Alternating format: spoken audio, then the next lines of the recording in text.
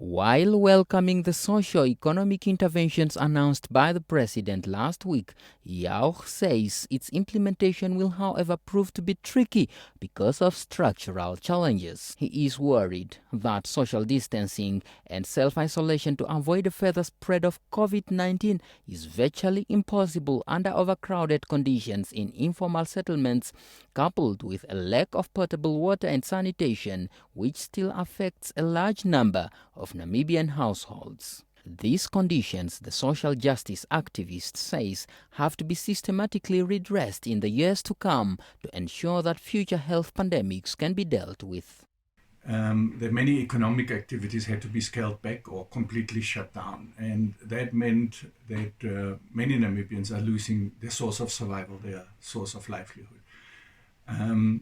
That is probably the most severe and most direct attack that this pandemic presents. We have proposed for a long time already an income grant for everyone, a basic income grant, to prepare Namibians for such eventuality and to guarantee everyone the essentials of life and a decent standard of living.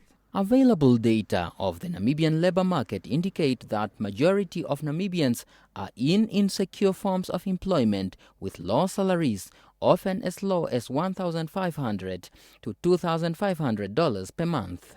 Many are in seasonal or contract employment or have no sources of income at all, depending on relatives and friends for survival. NBC News also visited a scrapyard in Windhoek and spoke to some unemployed youth who only depend on collecting scrap metals for sale. How will they survive the lockdown?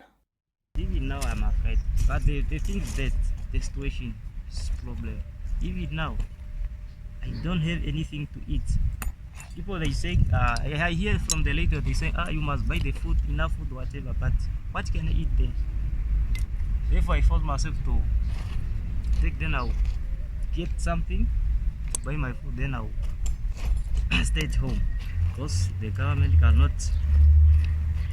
what can I say? Cannot help us. We are many here in Namibia, don't have a work. What can I say?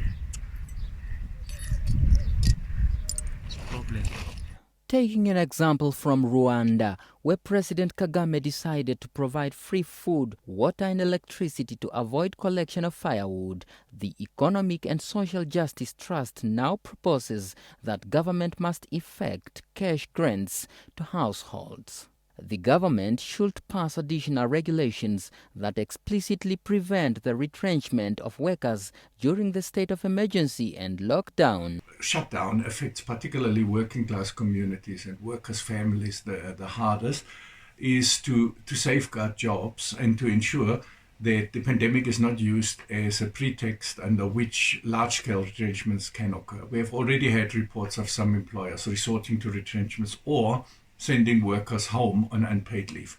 Both of that must be prevented, is also not in line with the labor law. Yauch says employers should prove in cases they are financially unable to do so to government as a precondition to be assisted through tax relief. Daniel Nadunya, NBC News, Windhoek.